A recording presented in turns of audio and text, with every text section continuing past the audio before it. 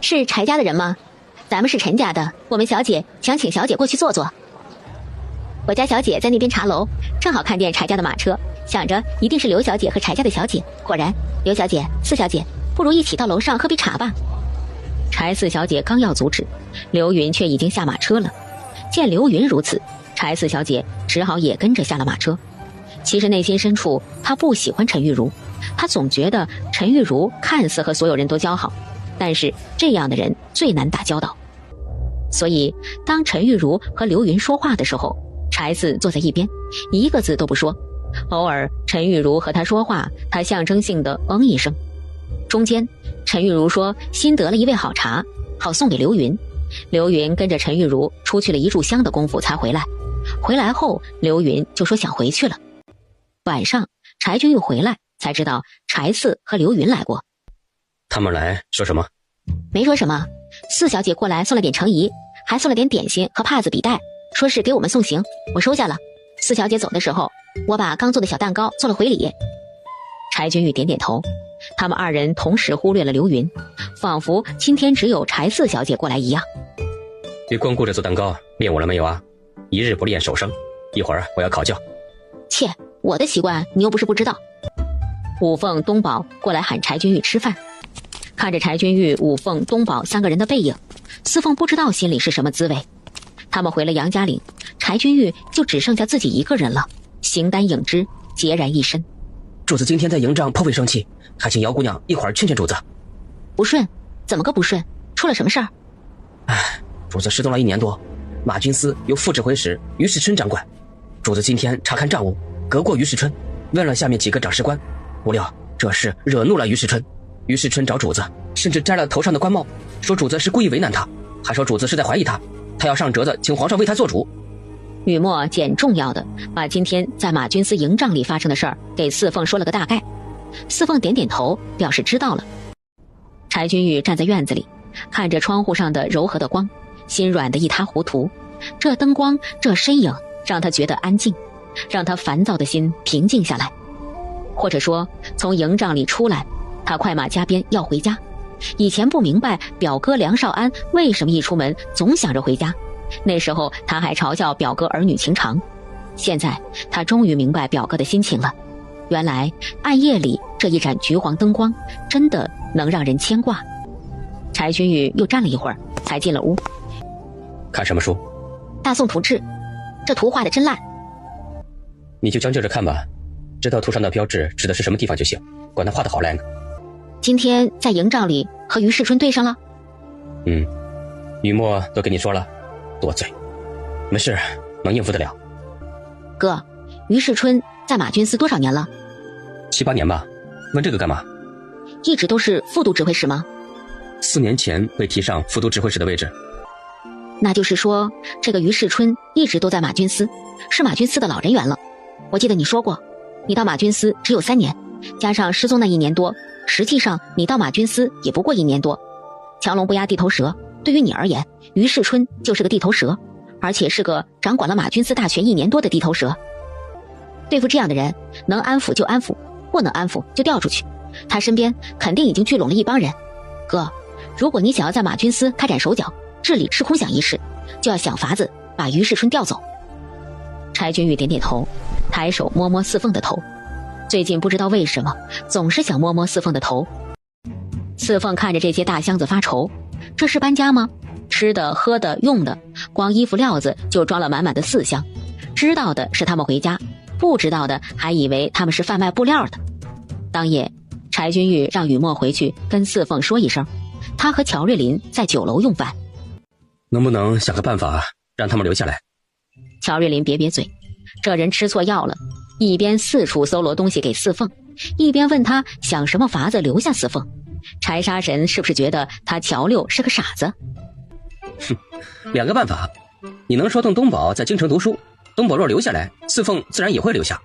柴君玉摇摇头，他已经和东宝谈过了，当然他没有明说。他问东宝想不想在京城读书，东宝回答不想，他还要回家，家里还有他的黑虎，还有他的小伙伴，还有他的羊和大鹅。那就只能选第2种。什么？快讲。你调去大名府。柴君玉再次摇摇头，他是京城禁卫马军司都指挥使，无事不得离京。他的马军司负责拱卫京师，皇上怎么可能让他去大名府？这也不行，那也不行，那就只能让他们回去了。不过也过不了几年，等东宝参加了乡试，你就可以借口给东宝找一个更好的老师，把他们从大名府接过来。或者等四凤及笄了，你上门提亲，他们往后就在京城了。最关键的是，你今年20了，再等3年你就23、24了。你觉得你们家会同意你一直不成亲？你可是柴王精心培养的接班人呢，多少人眼巴巴地盯着你呢。万一你成亲了，你觉得四凤会给你做小？哎呀，所以啊，兄弟，这条路很难走哦。借酒浇愁，愁更愁啊。柴杀神，我可是知道唐国公家的唐小姐还有张小姐，那可是非你不嫁哦。你呀，能洁身自好，才能够赢得四凤啊。说到这里，我挺同情你的。你说你喜欢谁不好，偏偏喜欢四凤。哎呀，偏偏这四凤啊，又是个榆木疙瘩，难呐。谁说四凤是榆木疙瘩？你才是榆木疙瘩。好，我说错了，我是榆木疙瘩。咱们四凤啊，聪慧绝顶，天下无双，行了吧？哎，你说四凤是不是因为太小才不开窍啊？兄弟，柴杀神，这可不是好事。在四凤开窍之前，你要紧紧的牢牢的抓住四凤，天天在他面前晃悠，让他的生活除了你没有其他的男人。到那时，四凤不就非你不嫁了？乔瑞林的说法虽然让柴君玉认可，但柴君玉嘴上还是斥责了乔瑞林，说四凤心性坚定，根本不是那种人。四凤从来不想什么男女之事，四凤好着呢。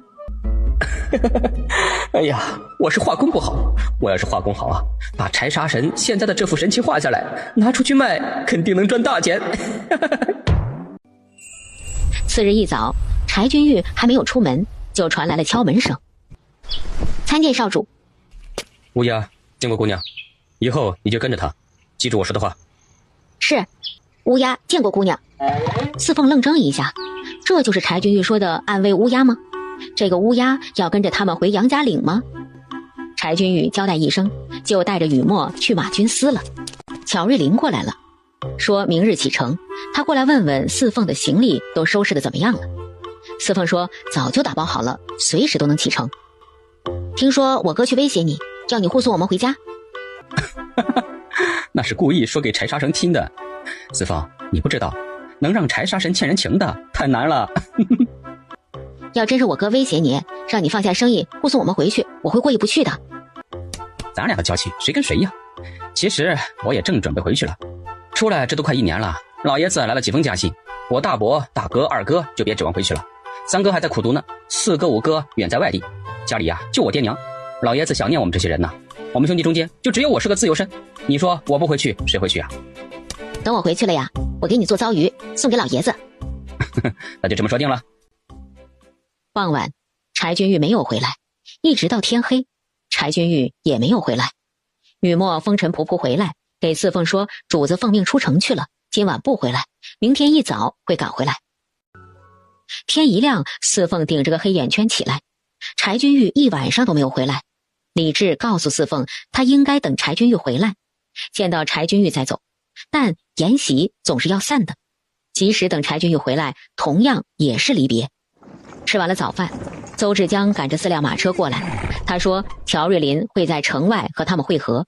四凤点头表示知道了。走出院子，四凤站在院门口，他在这里住了快3个月呀，风飒飒，吹起无数的落叶。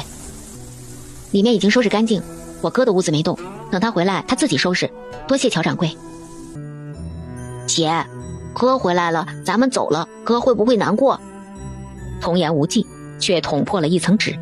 四凤摸摸东宝的头，走吧，哥知道咱们今天走，我给哥留了信。京城太大，单单出城就用了大半个时辰，到了城外就看到了乔瑞林的马车。四凤、乔瑞林、邹志江几个人寒暄了几句，乔瑞林私下看了看，却没有要走的意思。还在等什么人？哎呀，当然是送我的人啦，我这么好的人，离开京城没人送，岂不难过？放心，有我在，一定把你们平平安安的送到家的。乔公子，到底是什么人啊？跟咱们一起走的吗？乔瑞林还没有来得及说话，就见从城门口出来辆马车，马车朝着四凤他们这边哒哒哒行驶过来。姚姑娘，紧赶慢赶，总算赶上了，还好没错过。多谢柴四小姐。姚姑娘别这么客气，我也是昨天才听说的，今天一早就要了马车，还好没有错过，这是我亲手做的点心，做的不好你别嫌弃，拿着路上吃。还有，这是我穿过的棉衣，我看五凤的身量和我差不多，你们别嫌弃我。在京城住了这么长时间，他还是知道一些规矩的。像柴四小姐这样的身份，自己的衣服是不能随便送人的。他能拿出自己的棉衣送给他们，足见柴四真的用了真心。姚姑娘，我知道我不得你喜欢，但是我是诚心向你道歉，这是我的一点心意，还请你不计前嫌。不必了，刘小姐还是拿回去吧，我们是乡下人，用不了这等贵重东西。四凤又靠近柴四小姐，低低说了两句，柴四小姐立刻眉开眼笑。真的，姚姑娘，这可怎么使得我该……四凤唇角弯弯，柴四小姐付出真心，她同样回以真心，这就是以诚相待。我可以给你们写信吗？可以，非常欢迎。而一边的刘云只能无奈地看着四凤和柴四小姐说话，她搂着她的包裹，又羞又恼。她都已经放下身段，为什么姚四凤这个乡下丫头就是不买账？不远处的乔瑞林看着四凤这般做法，忍不住想要鼓掌。这小丫头爽利洒脱，喜欢谁不喜欢谁，直截了当，她不如也。就在这时，从远处飞驰过来几匹马，四凤定睛观瞧，当先第一人竟然是柴君玉。送我的人来了。哥，我以为见不到你了，我以为你不要我们了，我以为你都不管我们走不走了。哥，我们走了。柴君玉没有出声，只是不眨眼地看着四凤，眼里的不舍让四凤的心一颤一颤的。哥，我们会给你写信的。在家看好东宝。记住了，哥，我会看好东宝的。回去不要逞能了，只要看好五凤东宝就行了。家里的重活不要自己做，让双柱叔帮着点啊。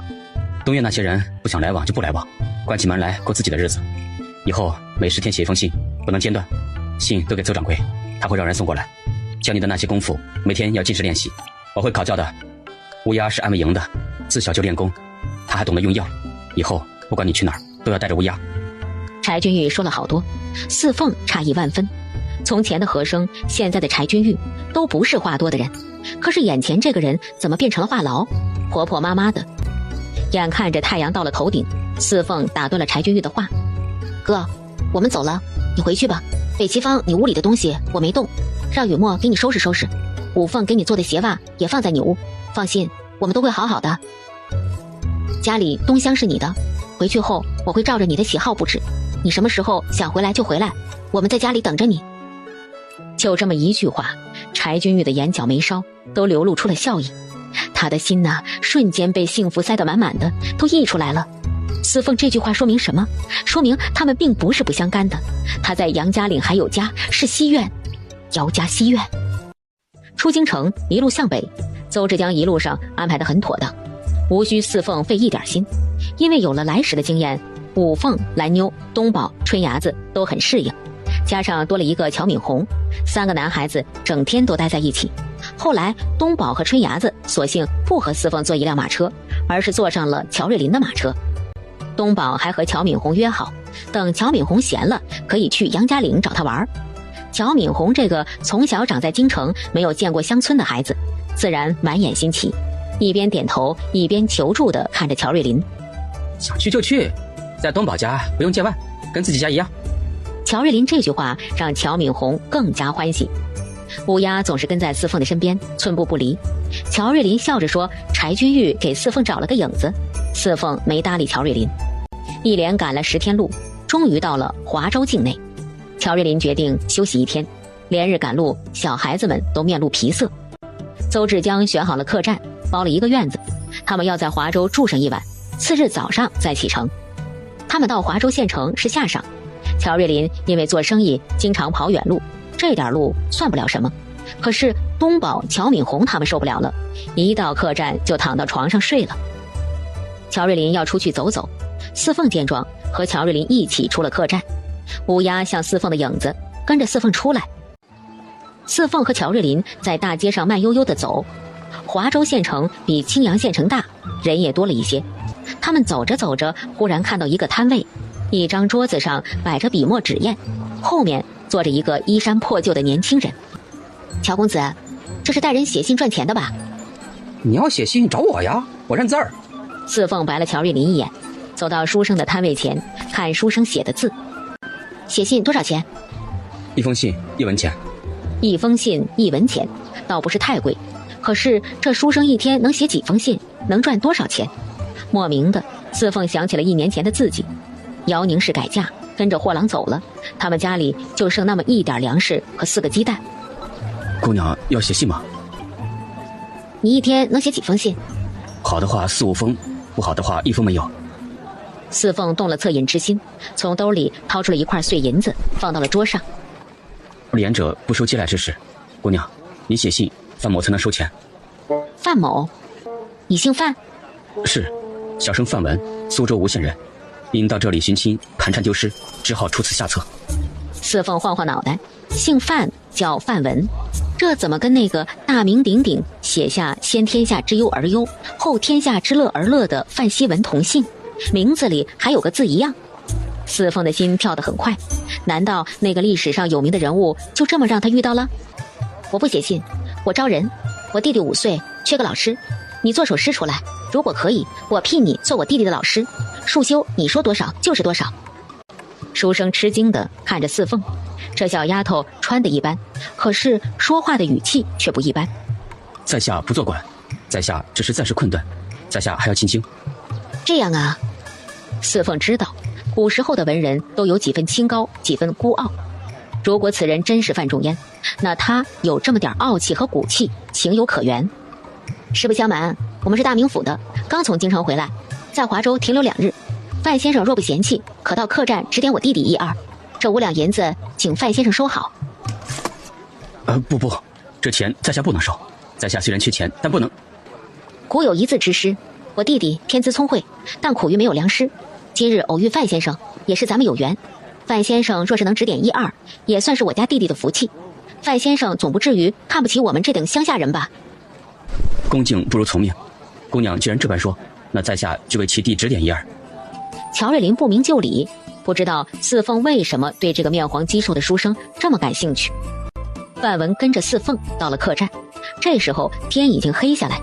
东宝睡了一会儿觉，那股子困劲儿过去了，正和春伢子乔敏红在院子里玩。东宝，来，见过范先生。东宝，把你的字拿过来给范先生瞧瞧，让范先生给你指点1、2。我们要在华州住2天，这2天由范先生教你。东宝听话的带着范文进了屋，铺开纸，在纸上刷刷刷写了几个字。令弟的字有些功底，只是时日尚短，需要日日练习才行。范先生可否指点1、2？范文拿起笔，刷刷刷写了几行字，正是他刚才读的《论语》上面的“学而不思则罔，思而不学则殆”。好字。范先生，你看看我家侄儿的字如何？令侄应该写了有2、3年了，开蒙如此之早，足见贵府是耕读人家。令侄要照此下去，10年之后大有成就。那先生不妨指点他们几下，我们还要在这华州住上2天，这2天麻烦先生了。范文迟疑了一下，点了点头。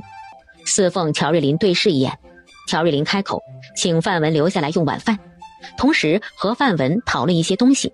当然，东宝、乔敏红全程在场。不管这位是不是大名鼎鼎的范仲淹，至少范文的品行高洁，值得东宝学习。四凤的意思不求东宝将来大富大贵，但至少东宝得做一个堂堂正正、心怀坦荡的人。在华州住了4天，四凤他们要走了，范文也不能在客栈再住下去，又得回到破庙。不过临走，四凤拿出了50两银子和1封信。范先生真才实学，不应该久愧于此。范先生可拿着这封信去京城，找到青山酒楼面见乔掌柜，把这封信给乔掌柜，乔掌柜自然会把你引荐给一个人。这是50两银子，请先生不要嫌弃。范文要推辞，四凤又说话了，这不是白给先生的，请范先生写了欠条，等范先生有钱了还我。范文张了张嘴，无话可说。所谓一文钱难倒英雄汉，他不就是被难倒了？他不就是被困在这华州了？范文见四凤说的诚恳，一咬牙：好，我给姑娘写下欠条，等范某有了钱一定归还。可是姑娘在大名府，我这钱怎么还？放心，我们迟早还会再见面的，到那时你不还钱都不行。范文接过钱和银子，郑重双手抱拳，拱手谢四凤。你为什么对这个范文这么感兴趣？又是写信又是给银子，你让他进京找老乔，是不是想让老乔给他引荐给柴沙神？柴沙神，这外号别致，小心哥知道了掐你脖子。别转移话题，回答我。其实也没什么，我虽然不懂字，但看范文写的字大开大合，字里行间的正气凛然，不言而喻。你比我写字好，应该能看得出来。书生都是有傲气傲骨的，他如果不是实在困难，肯定不会卖文求生。我既然遇到了，举手之劳。再说了，我这也是给东宝结个善缘，将来东宝读书了，考科举了，上头有人不是更好？你不是也让乔敏红来跟着范文学习了？我还以为你觉得范文将来必定成大器，才让范敏红跟着范文学习呢。嘿，小小年纪挺会筹谋的，就你家东宝还想找别的靠山呢？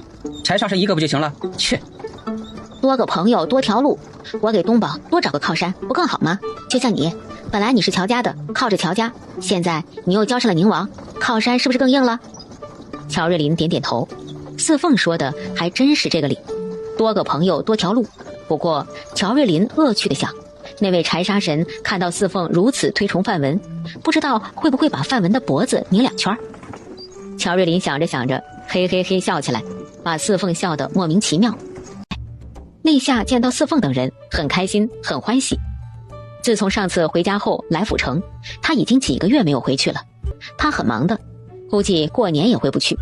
立夏把这几个月自己攒的钱，掌柜的赏的都拿给了四凤，让四凤烧给姚王氏。算算，从8月底离开杨家岭到现在，将近4个月，他们总算是又回来了。杨老九的船运了2趟，才把四凤带回来的东西都给运到了杨家岭的码头。东宝和春伢子早就飞跑回去报信，双柱和桂枝拉着平板车，帮着四凤把东西都拉回去。哎呀，凤啊，可算是回来了，这都快4个月了，爷爷整天都提着心。回来了好，回来了好啊！四凤点头笑笑，不管东院的那些人怎么阿撒，姚老爹怎么和稀泥，但他的心里还真有希愿他们姐弟3个一席之地。姚老爹这样的人，大概就是很多长辈的样子吧，总想着一张大被子一盖，面上光鲜，却不知道里面有多龌龊。姚老二站在东院门口，看着双柱桂枝一趟一趟把平板车上的东西往西院搬，牙疼，疼得要命。那大木头箱子一个接一个，足足10来个，也不知道里面都装着什么。这大木箱子要是都搬到他的西厢，那该多好。五凤和东宝、乌鸦已经睡了，四凤躺在床上想着一些事情。第一件事，问问杨正元，村里的学堂办得怎么样？那些孩子读书认真不认真？第二件事，大姑姚菊英的儿子孟旺已经成婚了，今天忙没有问桂枝婶，他走的时候交代桂枝婶给孟旺送一床新被子，也不知道送了没有。第三件事，等安顿好了，去趟镇上见见流年人，说一下种辣椒的事儿。忽然四凤想起一件重要的事，他已经平安到家，该给柴君玉写封信报平安。第二天，四凤去了杨正元家，询问学堂的事儿。得知学堂开办3个月以来，村里的孩子们都还好，年龄小的跟着先生学的还可以，但是年龄大的不行，比如杨大壮、六蛋、黑皮等人，每天都会被先生打板子。村长伯伯，这事儿你不用管，杨大壮他们交给我。杨正元一听很高兴，本来这个学堂就是四凤出钱办的，是为村里那些孩子的将来着想。杨大壮他们在学堂里胡闹，他头疼死了。他曾经找杨大壮他爹告状，杨大壮他爹倒是明事理的，把杨大壮按在了板凳上，用金条好好抽打了一顿。但是好不了2天，杨大壮又故伎重演，还把先生气得不轻。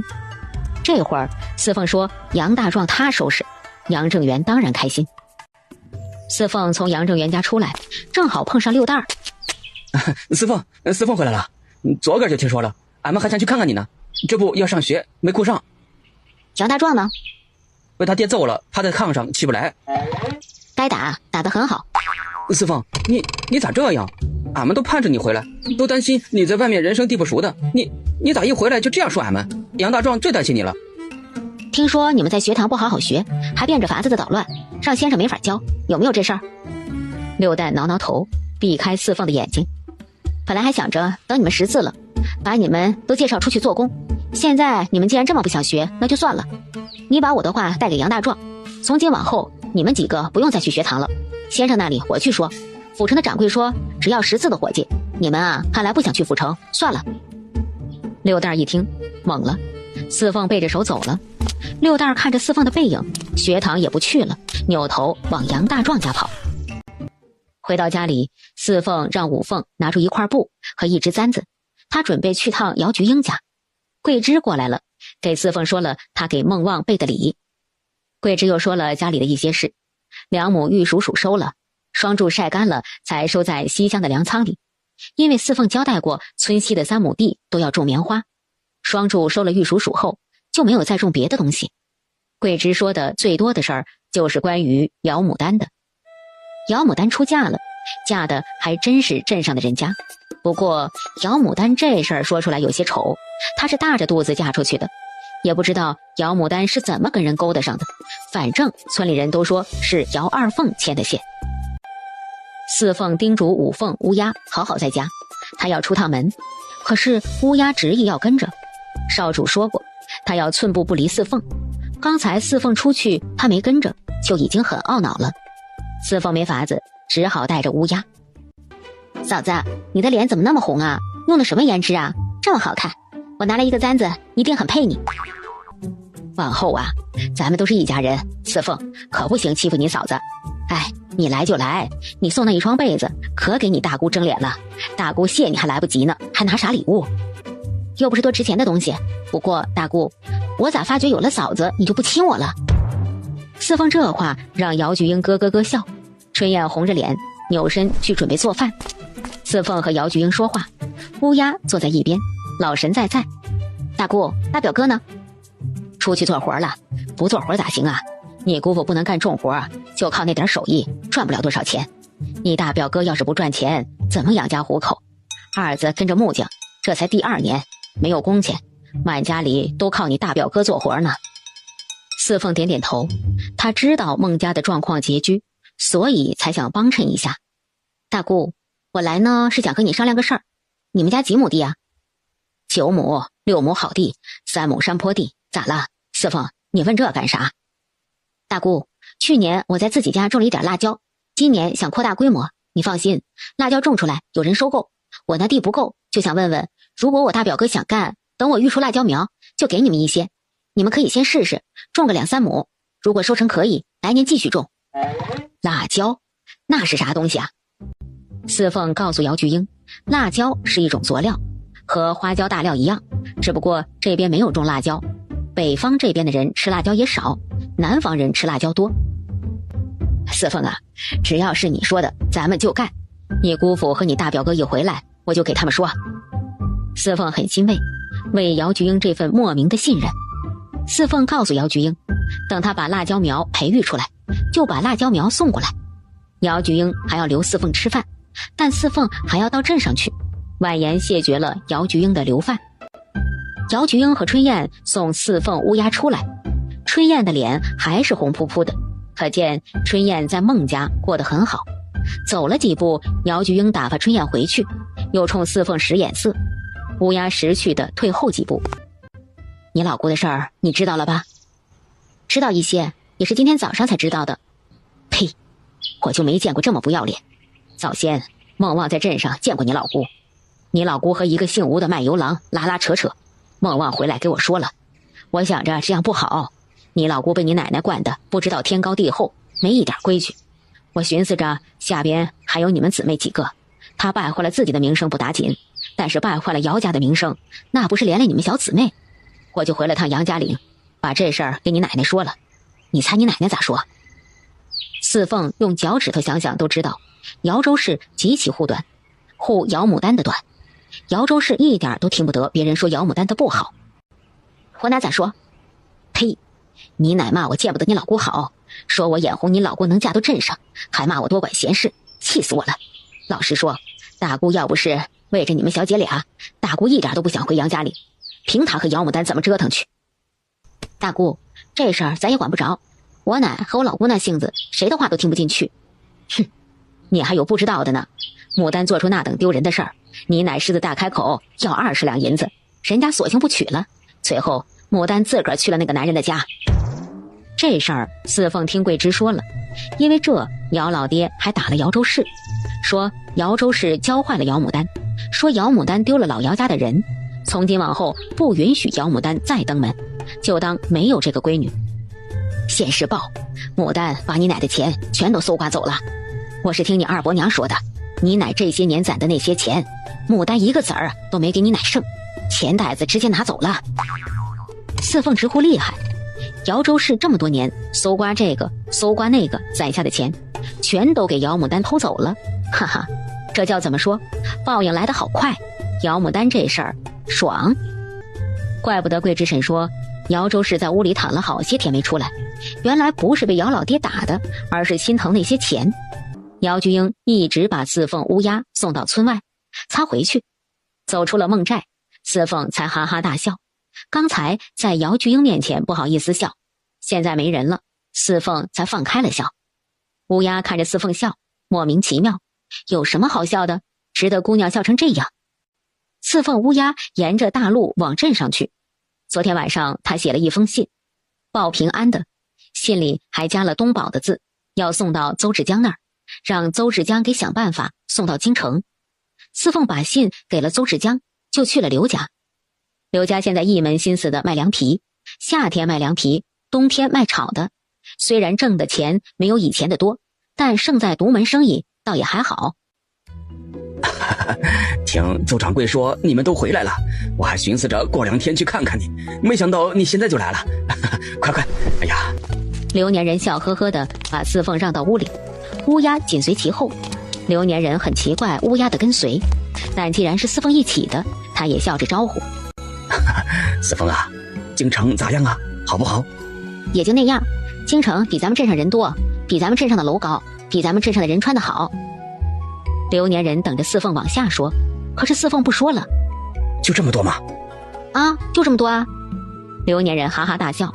京城那个繁华无比的地方，是个人都想留在京城，可是在四凤的眼里，京城就这点好，也就四凤能说出这番话。那位何小哥找到自己家人了？找到了。刘年人没有向深处问，四凤也没有往深处讲。刘年人又和四凤拉了会儿家常，才转入正题。刘爷爷，我带回来了一些辣椒，等开春培育了辣椒苗，咱们就开始种辣椒。好，老朽就等你这句话呢。四凤在刘家盘桓了会儿才离开，不过临走的时候，刘年人告诉了四凤一件事。李家的大公子听说是在任上出了什么差错，被下了监牢，家产充公。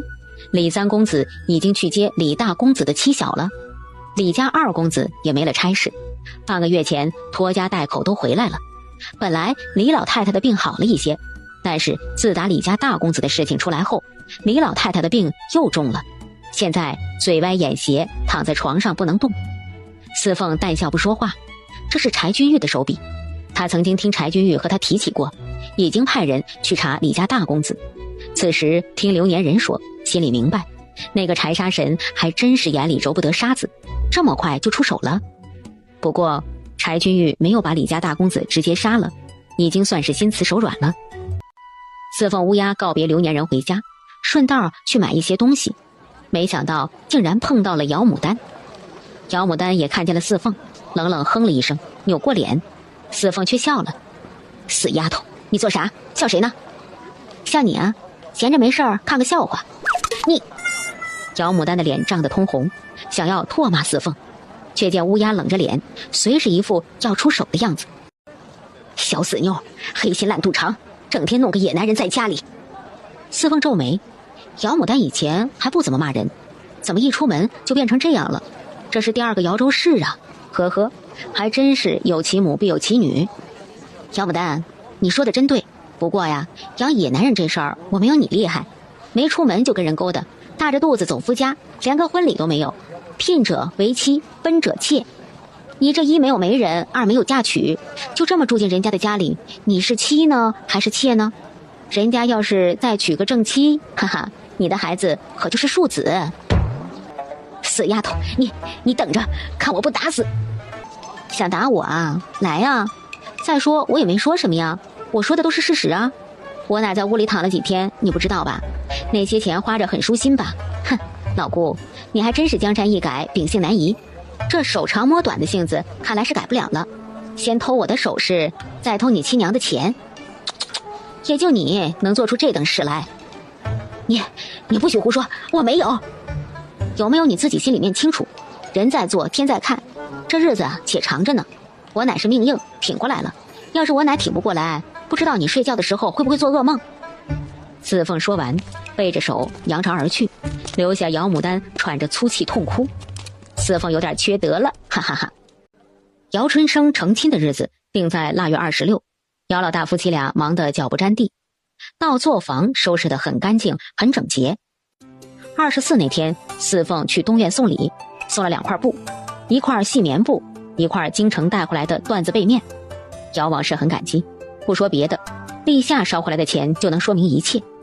姚王氏要留四凤姐弟几个吃饭，人家是进过京城的人，什么香的好的没见过没吃过，就差你那一点粗茶淡饭，省省吧，热脸贴冷屁股。你以为巴结上了，其实人家一点看不上。四凤原本想左耳朵进右耳朵出，但不知道为何，四凤忽然想气气姚州氏。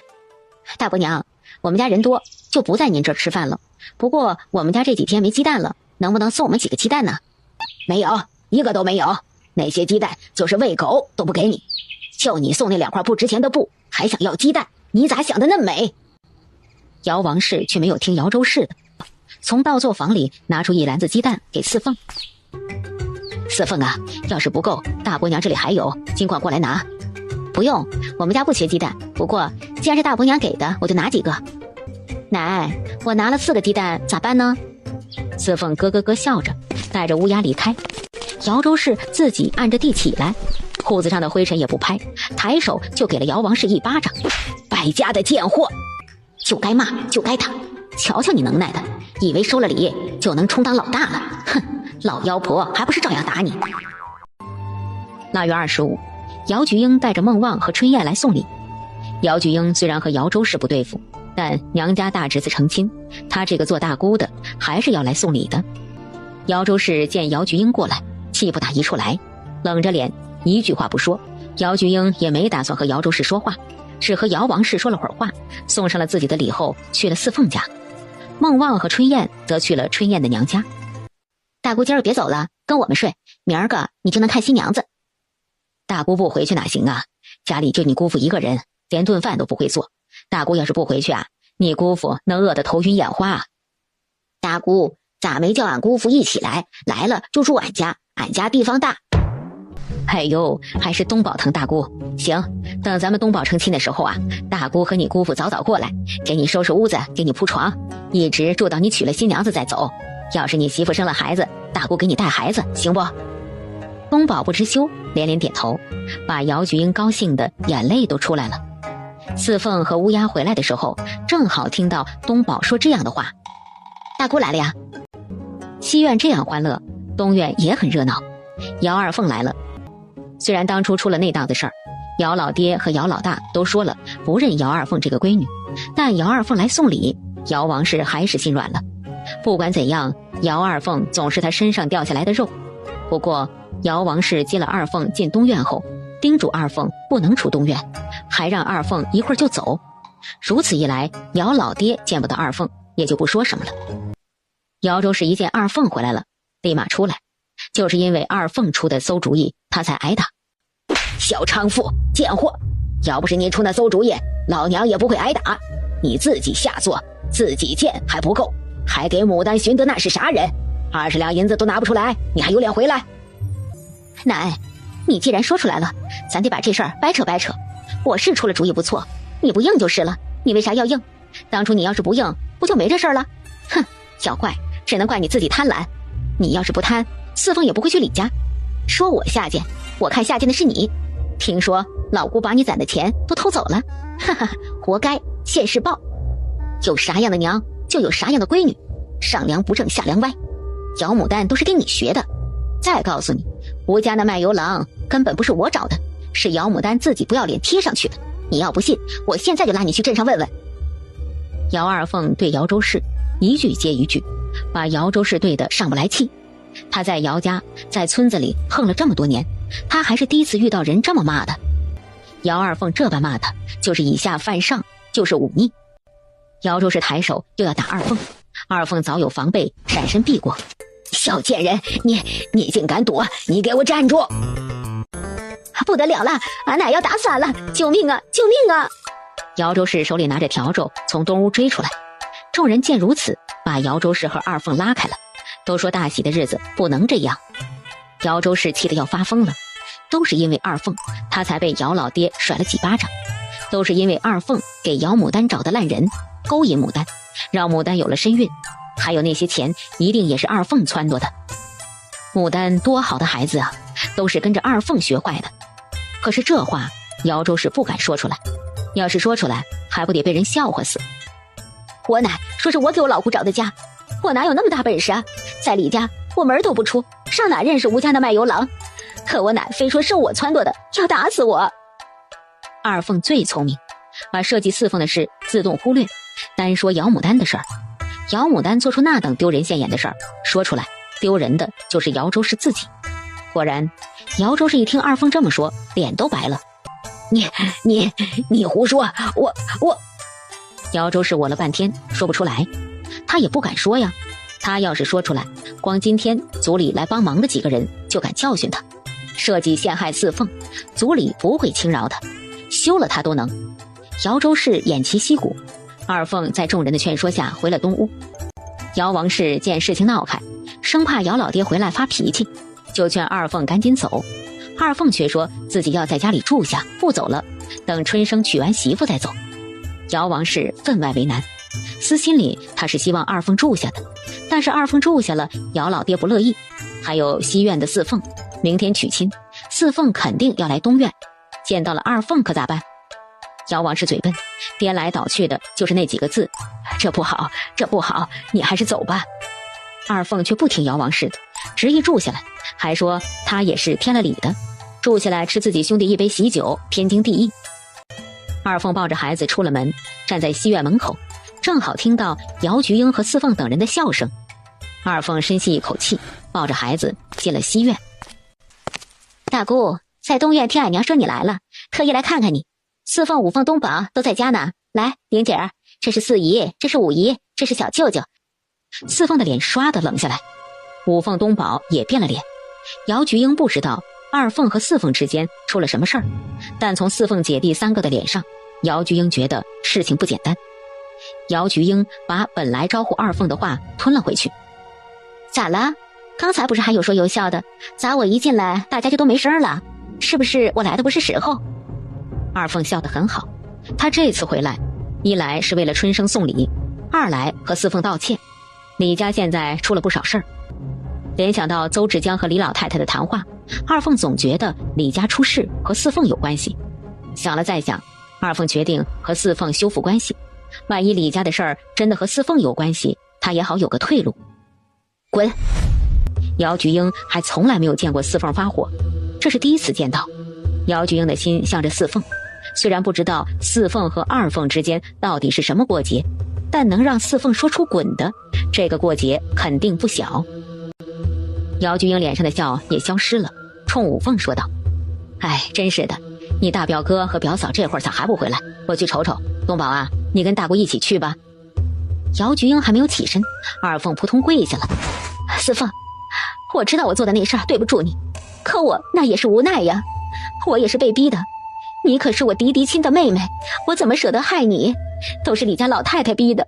四凤，一笔写不出两个窑字，咱们一样，我爹和三叔都是亲兄弟，你大人不计小人过，就原谅我那一回，往后咱们都好好的，咱们还是亲姐妹。大姑，你帮帮我，求求四凤，求四凤原谅我吧。姚菊英看武凤的脸色，素来见人就笑的武凤此时脸上蒙了一层冰霜，双眼冒火。能让武凤这么爱笑性子这么好的孩子都生气成这样，二凤做的事肯定不是好事。二凤啊，我呢不知道你做了什么对不起四凤的事儿，自然也不好给你们说和。不过呀，四凤那孩子我还是知道点的，谁对他好，他能掏心掏肺的对别人好。你这会儿来求四凤原谅，为啥当初做事的时候不思思想想，不想着你和四凤都是姚家姐妹？为什么要等着事情出来了，拐回头求四凤原谅？这世上啊，没有后悔药，有些事儿是错不得的，错了就是错了，想改难呐。姚二凤，我再说一遍，滚！四凤，我知道错了，对不起，真对不起，你就看在立夏的份上饶了我。四凤，我们是不是李家出事了？你想为自己找条后路？哈哈，实话跟你说，和生是京城人士，这次李大公子出事就是他的手笔。姚二凤，每一个人都要为自己做的事付出代价。当日你既然选择做了，今日又何必要过来求我？我不是圣母，没让李家抄家灭族就是好的了。你还有脸进我的家门？你不来，我倒也睁一只眼闭一只眼。不过今天你既然来了，正好回去捎个口信。李家家大业大，想必不差那点钱。李大公子的窟窿，用李家的家业来补正好。滚！四凤，你听我说。二凤想要抓住四凤的腿，四凤向后退了2步，乌鸦抬脚踢出去，正好踢到二凤的手腕上。二凤惨叫一声，乌鸦，把他送回东院，告诉东院的人，别让我再看见姚二凤，恶心。乌鸦得令，提溜着二凤就把他拖出了屋子。武凤从炕上抱着哇哇大哭的玲姐儿紧随其后。东院姚老爹笑呵呵回来了，他刚才是去族里，族里的那些长辈需要他一个一个的去请，这是礼数。姚老爹刚进门，一口水还没有喝到嘴里，就见乌鸦拖着二凤进来。东院的人听着，我们姑娘说，从今往后不想再看到姚二凤，恶心。姚王氏脑袋嗡的一下，差点没晕过去。一会儿看不见，二凤咋就跑去西院了？这是嫌不够乱吗？他提着心，就怕四凤计较。二凤倒好，自己去西院晃悠，哎，咋就不长点心呢？小娼妇，呸！滚滚！老姚家没你这号人，赶紧滚！谁让你来的？谁放他进来的？赶紧给我撵走！我们姚家没这号人！走，赶紧走！老大！姚老大不在家，姚王氏头晕晕的，不知所措。片刻后，姚王氏总算是缓过劲儿来。春生的喜事可不能被二凤给闹腾了。姚王氏此时也顾不得心疼二凤了，哎，怨来怨去，怨不得别人，只能怨二凤自己。二凤啊，走吧，别再闹腾了。我不走，我为什么要走？这是我娘家，谁能撵我？二凤耳边还想着四凤刚才的话，用李家的家业补李大公子的窟窿，那李家不就成穷光蛋了？李家成了穷光蛋，三公子肩不能挑手不能抬的，就会吃现成的，那以后他们怎么过活？你还有脸哭？我们家要办喜事，滚回你们李家哭去！王氏，你要不想让他走，我就让老大休了你。大嫂啊，明天是春生大喜的日子，二凤哭哭啼啼的，可不是什么好事儿，可别坏了春生的喜事儿，那可是一辈子的事儿啊。姚王氏慌了，二凤虽然也是他身上掉下来的肉，但是二凤是没法和春生相比的。春生是姚家的长孙，二凤是嫁出去的人，不能比呀。大嫂，你让这李家小妾进咱家可丢不起这脸呐！放着正头娘子不做，去爬床做小妾，呸！不要脸！姚老二啐了一口。二凤当家时让姚老二往李家送糟鱼的好处，早已经被姚老二扔到了九霄云外。就在这时，姚老大回来了。老大，让他走，我们姚家没这个人。姚老大没有想到家里会闹成这样，大喜的日子最讲究了。且不说二凤之前做那事儿让人生厌，现在春生大喜的日子当前，还有哭哭啼啼，真是没眼色。二凤不知道，等待他的是李老太太的死亡和李家的败落。二凤抱着孩子还没有走进李家的胡同，就见胡同外面有人三三两两的窃窃私语，有人认识二凤，对着二凤也指指点点。二凤心说不妙，加快脚步往李家走。一路上婆子们慌慌张张的，有些婆子怀里鼓鼓囊囊，很明显是藏了东西。这要是以前，二凤肯定会制止，可是这会儿二凤也顾不上了，她不知道李家出了什么事儿。姨奶奶，姨奶奶，你可回来了？咱家这是咋了？不知道啊，你走后不久，来了好多官差，说什么大公子贪污，李家的家产要充公。老太太受惊吓，一口气没上来，已经不行了。二公子上前阻拦，被官差打得吐血。那些官差搜刮了好些东西，咱们院也搜了，还把姨奶奶你的柜子抬走了。二凤眼前一黑，差点晕倒，怪不得她回来见院子里扔了一地东西。四凤说的是真的，四凤说的是真的，那个和尚竟然这么大权势，李大公子进大狱，李家家产充公，李家败落了。四凤他们的生活又恢复了日常，四凤手里有了钱，自然吃穿不愁。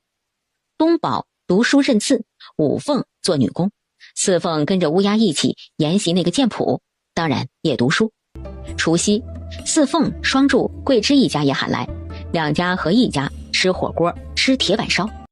守岁的时候，双柱讲着杨家岭的过去，说他听他爷爷讲过，早年他们杨家岭这一带连年战乱，北漠人抢了一波又一波，杨家岭的人只能躲进山里。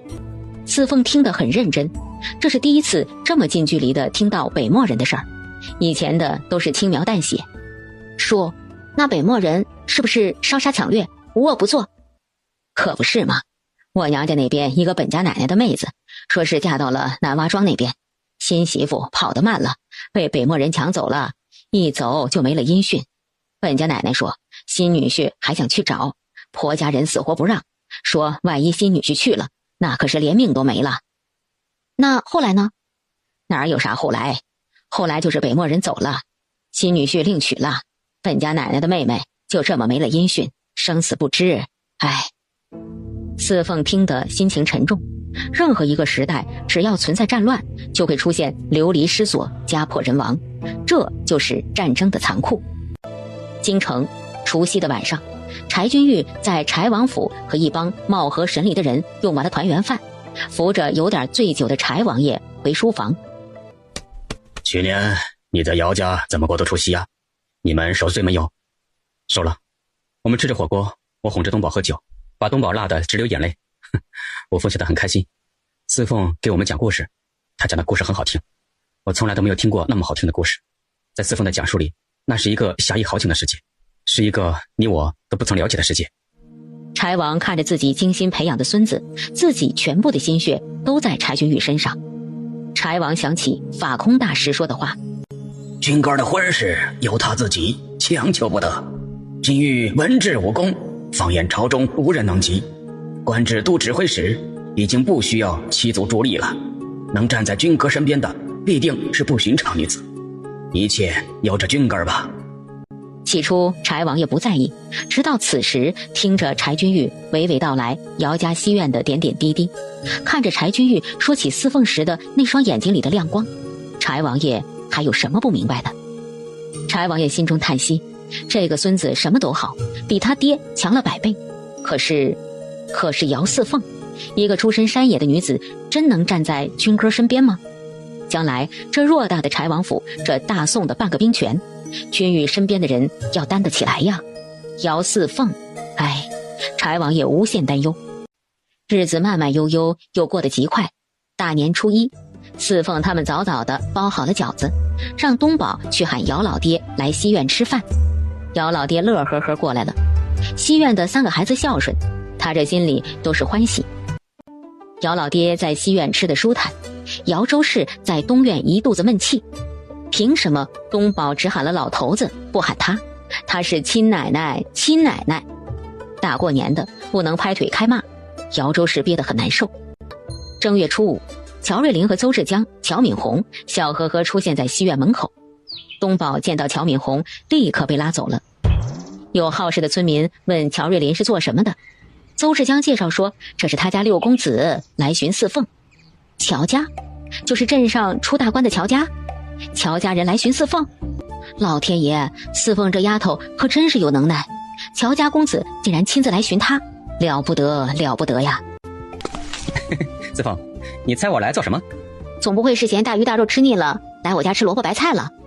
哎呀，四凤啊四凤，咱俩真是知己呀！你怎么就猜到我吃大鱼大肉吃多了，想换萝卜白菜了？我凤，今儿上午你就做个窝窝头啊，我就吃窝窝头配咸菜。本来年前就想过来一趟，哎呀，奈何事儿多，一直到现在才过来。你看看，这是火锅的分红，分红总共呢是1300两，给你12张银票，剩下的100两我让老邹换成碎银子，你用起来也方便些。四凤点点头，把银票收起来。邹志江把一个袋子给了四凤，四凤看都没看，放到了一边。你就不问问3个酒楼火锅总共收益多少？问那些做什么？我信得过你？再说了，酒楼里有掌柜，有伙计，有原材料，还有各方面的打点，除去这些，能分到1300两已经很好了，我很知足。乔瑞林咂咂嘴，他还能说什么？四凤对他这份信任，他再说什么都是多余的。哎，不说了，没劲儿，一点悬念都没有。不过呀，今年会更多一些，毕竟咱们去年刚上火锅，今年火锅再加上铁板烧，还有咱们这蛋糕房，四凤，你会很快富甲一方了。哎，问个问题啊，你赚钱了准备干什么呀？有钱了买一大片地，找人来管着。那你呢？你做什么呀？我就吃了睡，睡醒了吃，吃完了再睡，睡醒了再吃。你是猪啊？吃了睡，睡了吃。你才是猪。乔瑞林决定回京了，把这事儿说给柴君玉，他倒要看看那个柴杀神到底还冷面不冷面。柴杀神要是还能忍着不笑，他把乔字反过来写。西院一时间笑声大作，街门口的姚老爹和众人听了面面相觑，这里面的几个人笑什么呢？哎，四凤，能不能给我出个主意？这件事情我思考了好久，没有想出个法子。你说，但凡我能帮忙的，不遗余力。乔瑞林这才开口，原来他遇到了个难题。苏州，乔瑞林有一家小型的绣房，绣房有10来个绣女，聘了苏州当地一个寡妇做工头，管着绣房。四凤刚到京城时，乔瑞林说他要南下，就是去苏州。乔瑞林说了老半天，四凤终于听明白了事情的始末。四凤听完半天不语，乔瑞林盯着四凤，见四凤沉思，就知道有门儿。也不知道为什么，乔瑞林就是信任四凤。绣房工头只是拿工钱吗？是，起初说好了要带他入股，他没钱，就只能给他工钱了。乔公子，人除了离父母亲人近，还离什么近？钱呢？对，换作是我，你整天不在苏州，我累死累活的给你管着绣房，只拿一点死工资，我也会心里不平衡。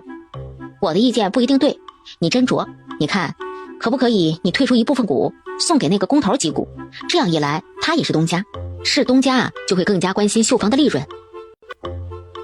可以考虑。还有那些绣女之所以频繁离开，肯定是因为别的地方开出的价钱高。我不知道苏州那边是怎么开工钱的，按天按月还是按绣活？按天，出一天工出多少钱？这就好办了，你去了可以改革给工钱的方式，你试试把绣活包给某个绣女，就好像五凤做鞋子，做一双鞋多少钱？当然这里面还要分等级，绣品好的用的时间短的价钱高，反之则低。如此一来能提高绣女的积极性。这种方法说白了就是一种承包制，你提供布匹，提供线，提供场地，他们只是做工。乔瑞林听得很认真。当然你还可以规定1个月的出工的时间，比如说出工够28天算是满勤，满勤的可以有满勤的奖励，具体奖励多少别问我，你们自己定。再有就是每个月既出工满勤，而且绣品质量又好的另外奖励。就想到这么多，你要是觉得管用，斟酌斟酌，我只是纸上谈兵，具体怎么实施我是瞎子不懂。嘿，四凤，你虽然说的粗略，但是这里面如果细细研究可大有文章。绣房要是起死回生，我请你喝酒。四凤白了乔瑞林一眼，此时五凤已经张罗着开饭了。